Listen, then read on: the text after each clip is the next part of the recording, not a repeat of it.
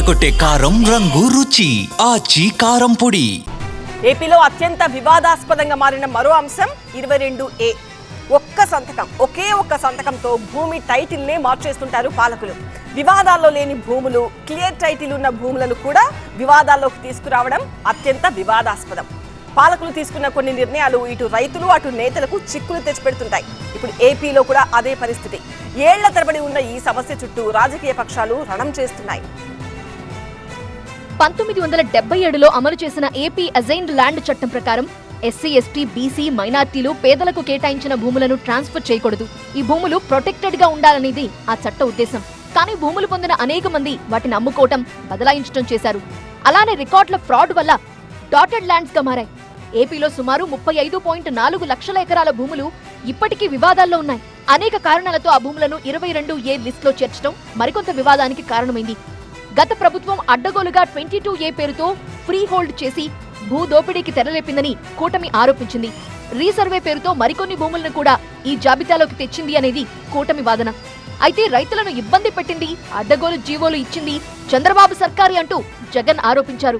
రాష్ట్ర వ్యాప్తంగా 20,24,000 మంది పేదలకు, రైతులకు ఏకంగా 35,44,000 ఎకరాలపై హక్కులు లభించాయి. వీటి అన్నింటినీ కూడా నిషేధిత జాబితాలో నుంచి తొలగించి రైతులకు, పేదలకు మేలు మేం చేస్తే, చంద్రబాబు నాయుడు సృష్టించిన కష్టాల నుంచి మేం బయటకు తీస్తే, ఈ మనిషి 22A గురించి మొన్న ఎప్పుడు మాట్లాడతాం.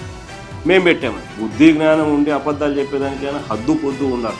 రైతులను బెదిరించి భూములను గుంజుకునేందుకు వైసీపీ నేతలు ప్రయత్నించారని అంటోంది టీడీపీ. తామొచ్చాక ఆ భూములను 22A భూములను రిలీజ్ చేసి అసలైన అర్హులకు అందిస్తున్నామన్నారు మంత్రి అనగాని. 2019-24లో ఎవరైతే ఇవ్వనంటారో మాకు భూములు అమ్మాలి, మాకు ఎవరాలా మీరు చెప్పి 22A పెట్టిన పరిస్థితి. ఇప్పుడు రెవెన్యూ క్లినిక్లు జరుగుతూ ఉన్నాయి. బ్రహ్మాండంగా 22A రిలీజ్ అవుతా ఉన్నాయి. ఏ అయితే ఎండోమెంట్స్లో లేవో, లేదా ఫ్యామిలీ డిస్ప్యూట్స్లో లేవో, లేకపోతే ఇతర ఏదో చెయ్యలేనటువంటి ఉన్నాయో అవి తప్ప మిగతా అన్నీ కూడా 22A రిలీజ్ చేస్తా ఉన్నాం. వాస్తవానికి 22A అనేది ఎప్పుడో బ్రిటిష్ కాలం నుంచే ఉంది. ఇదే విషయాన్ని వైసీపీ ప్రస్తావిస్తోంది. బ్రిటిషర్స్ తెచ్చినటువంటి ఒక రిజిస్ట్రేషన్ యాక్ట్ లో ఉన్నటువంటి ప్రొవిజన్ అది ఏంటి 22A.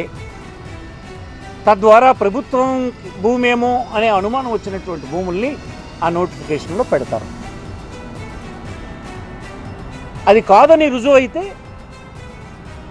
మళ్ళీ డిలీట్ చేస్తారు, డీనోటిఫై చేస్తారు. ఇది నిరంతరం ఉండేటువంటిదే. ఇంతకుముందు అయితే రెవెన్యూ మినిస్టర్కి ఉండేది. నేనే దాన్ని తీసి కలెక్టర్స్కి ఇచ్చాను. 22A కింద ఉన్న భూములను ఎత్తేస్తూ పేదోళ్లకు సాయం చేసేలా జగన్ హయాంలోనే నిర్ణయం జరిగిందని వైసీపీ అంటోంది. 22A నుంచి తొలగించిన భూములను కూటమి ప్రభుత్వమే హోల్డ్లో పెట్టింది అనేది వైసీపీ నుంచి వినిపిస్తున్న మరో వాదన. ఆయన ముసలి ఉన్మత్తి గారు మాట్లాడాడు కదా, మనం చూసాం కదా. ఈ ముసలి ఉన్మత్తి గారు మాట్లాడినటువంటి మాటలేంటి? 22Aలో పెట్టాడు జగన్మోహన్ రెడ్డి అంటాడు. 22Aలో పెట్టినోడు ఎవడు? జగన్మోహన్ రెడ్డి గారు తీస్తే దాన్ని అబెయన్స్లో పెట్టి 2 ఏళ్ల నుంచి అబెయన్స్ను కొనసాగిస్తున్నది ఎవడు?